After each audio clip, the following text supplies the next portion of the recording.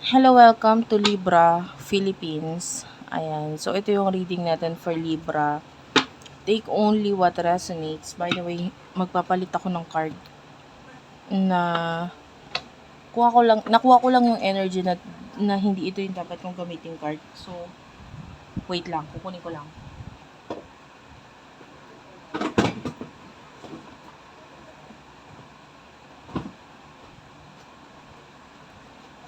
Anyway, kung gusto mo magpa-personal reading, Jing Tarot Trader, i-search mo siya sa Facebook.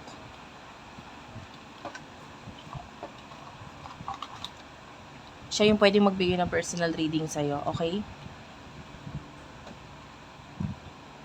And let's start. Sana mag-comment ka guys ha. Sobrang ma-appreciate ko yung comments, likes, yan, yung shares.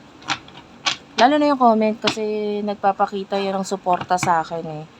Tsaka malay mo, mapili ka na mabigyan ng personal reading ni Madam Jean. Mamimili siya sa October kasi birthday niya yon, birth month niya yon. So mamimili siya ng maswerteng mabibigyan ng personal reading. So sana mapili ka. Sa comment section siya mamimili sa mga videos na ina-upload ko. And also dun din sa kanyang page at sa kanyang group, mamimili siya. So, i-follow mo rin siya sa Facebook. Ayan. Meron din pala tayong Facebook page. Manghuhula ng Kapalaran by Unicorn Princess Tarot. Start na natin, guys. 7 of Swords. The Hermit. Page of Cups.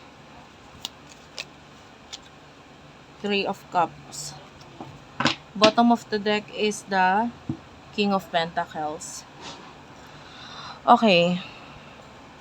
May nakikita tayong taong umiiwas, lumalayo sa'yo.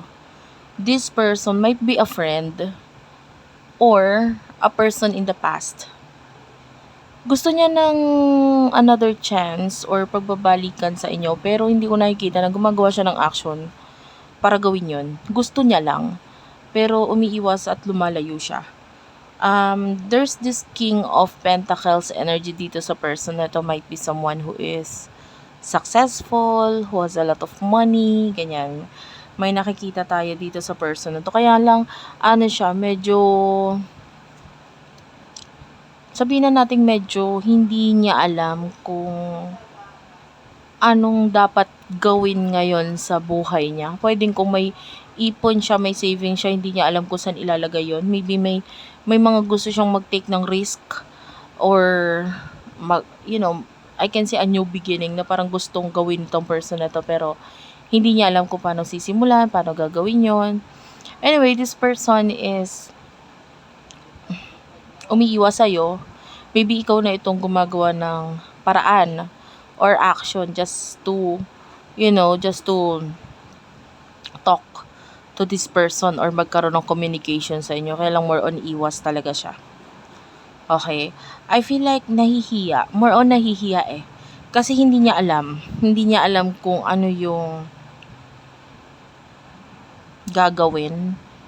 Pero gusto niya ng another chance and reconciliation sa inyo. Kuha pa tayo ng messages.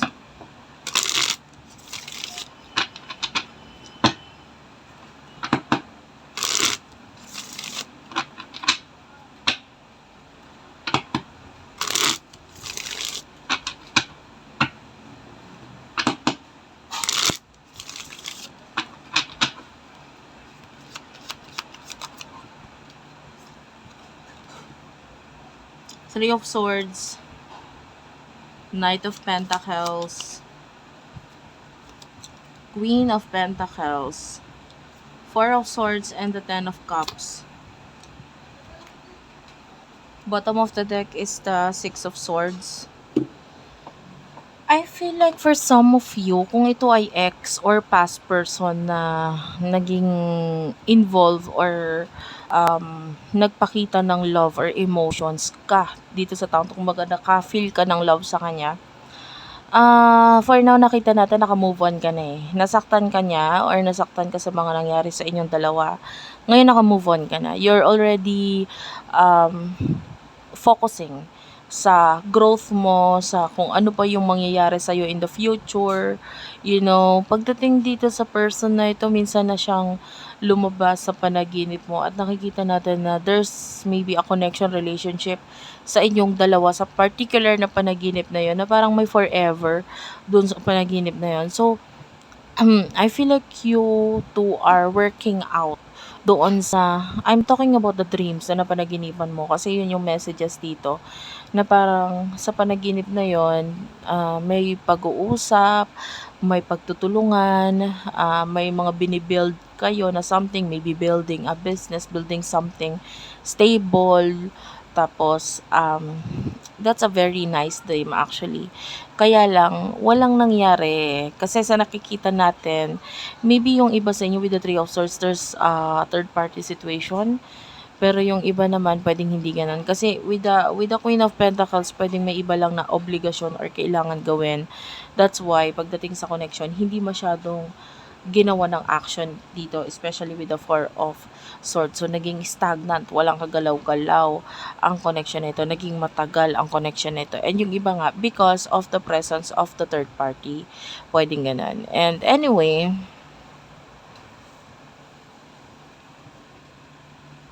ano yung naghihintay sa future for you?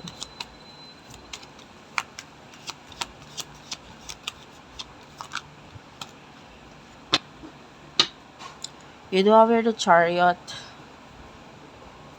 the Empress, Seven of Pentacles, Five of Pentacles. Clarify the Five of Pentacles.